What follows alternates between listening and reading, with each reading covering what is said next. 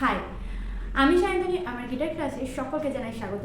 আশা করি তোমরা সবাই ভালো আছো, আমিও ভালো আছি।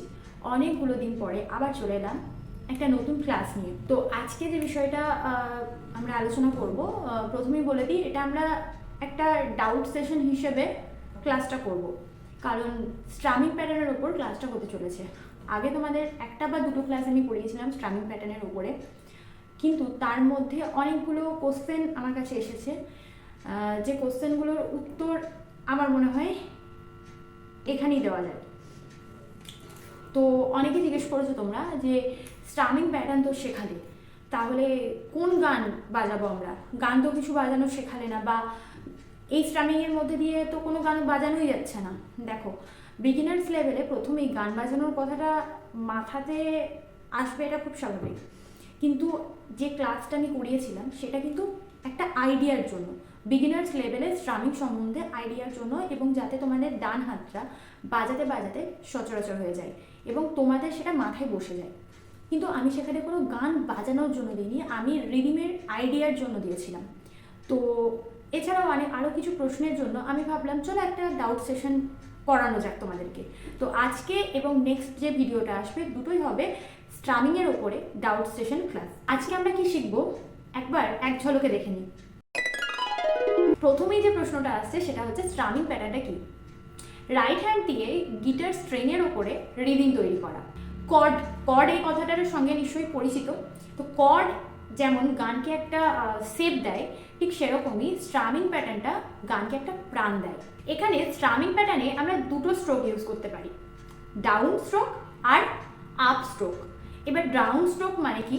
ডাউন স্ট্রোক মানে হচ্ছে হাতটা নিচের দিকে যাবে, আর আপ স্ট্রোক মানে হাতটা উপরের দিকে। আজকে আমরা 3 রকমের প্যাটার্ন শিখবো। এই যে তোমাদের মধ্যে অনেক প্রশ্ন আছে যে যে স্ট্রোকগুলো শেখানো হয়েছে, যে প্যাটার্নগুলো শেখানো হয়েছে, সেগুলো দিয়ে নাকি গান বাজানো যাচ্ছে না। তো বিগিনার্স লেভেলে প্রথমেই বলি যেটা আমি বিগিনার্স লেভেলের জন্য বলছি। আর বিগিনার্স লেভেলে আগে স্ট্রামিংটা শেখা জরুরি। আগে গান বাজাতে গেলে তার ছন্দ, তাল, কত মাত্রায় বাজছে, সেই সব কিছু আমাদেরকে জানতে হবে, বুঝতে হবে, তবে তো আমরা স্ট্রামিংটা বাজাতে পারবো। তো যারা বুঝতে পারোনি যে কেন বাজানো যাচ্ছে না, কি জন্য বাজানো যাচ্ছে না, তাদের জন্য বলছি যে আজকে খুব সহজভাবে 3টে প্যাটার্ন তোমাদের সাথে আমি ডিসকাস করব। প্রথমটা একদম বিগিনার্সদের জন্য, ডাউন ডাউন ডাউন ডাউন, মানে প্রথম স্টার্টিংটাই করবো কিন্তু আমরা ডাউন স্ট্রোক দিয়ে।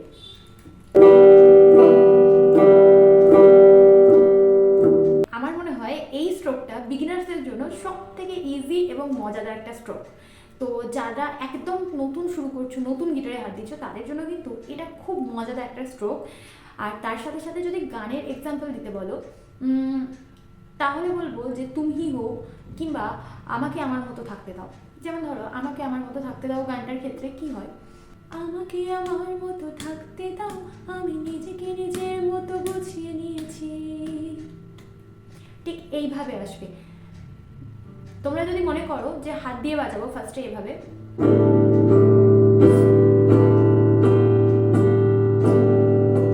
নেক্সট প্যাটার্নে আসবো, এটা গান হিসেবে যদি আমি বলি তাহলে হবে down down up down up, ঠিক আছে? এভাবে down down up down down down up down down down up down up, ঠিক আছে? তো এটা যদি গানের ক্ষেত্রে আমরা ইউজ করতে যাই তাহলে বলবো যে এই প্যাটার্নটা সব থেকে একটা পপুলার প্যাটার্ন, এবং এখানে তোমরা কোনো সফট মিউজিক বা সফট সঙের ক্ষেত্রে ইউজ করতে পারো এটা, কিংবা কোনো রোম্যান্টিক সঙের ক্ষেত্রে ইউজ করতে পারো। এটা খুব পপুলার একটা প্যাটার্ন, বেশিরভাগ রোম্যান্টিক গান বা সফট গান এই প্যাটার্নের উপর বাজে। এরপর আমরা যাবো থার্ডে।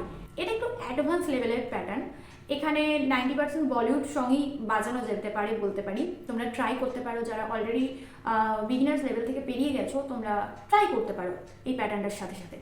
আর গানটা নিয়ে আমরা পরে ডিসকাস করবো, কারণ আগে আমাদের এই বেসিক জায়গাগুলোকে ক্লিয়ার করে নেওয়া উচিত।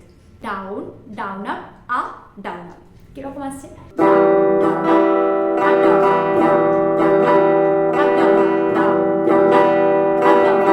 ঠিক আছে, এখানে যখন তোমরা আপটা বাজাবে তখন আপটাকে হালকাভাবে বাজাবে।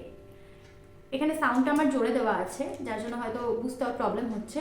তো তোমরা যখন বাজাবে আপটাকে আলতোভাবে বাজাবে, মানে হালকা স্বরে বাজাবে, আর ডাউনের স্ট্রোকটাতে একটু বেশি প্রেশার পড়বে, ঠিক আছে? তো এই প্যাটার্নে সব থেকে বেশি গান বাজানো হয় এবং এটা একদম অ্যাডভান্স লেভেলের জন্য।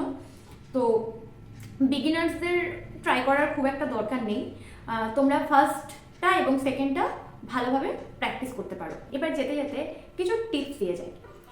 যেমন ধরো সব থেকে বড় মিস্টেক হচ্ছে, এই মিস্টেকটা আমারও প্রথম স্টার্টিংয়ে বাজাতে গিয়ে বহুবার হয়েছে, এবং আমার যিনি গুরু তিনি এটা বারবার বলেছেন যে অবশ্যই আমরা এইভাবে বাজাবো না, এইভাবে গোটা হাতটা দিয়ে বাজাবো না, এইভাবে এইভাবে এইভাবে এইভাবে, শুধু রিস্টটা আমাদের কাজ করবে, ঠিক আছে? এইভাবে আঙুলটা এখানে ঠেকাবো,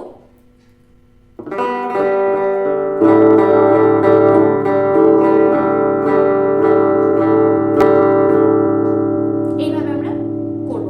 প্রতিদিন চেষ্টা করো 30 মিনিট থেকে 1 ঘন্টা প্র্যাকটিস করার, তাহলে খুব তাড়াতাড়ি ইমপ্রুভমেন্ট হবে।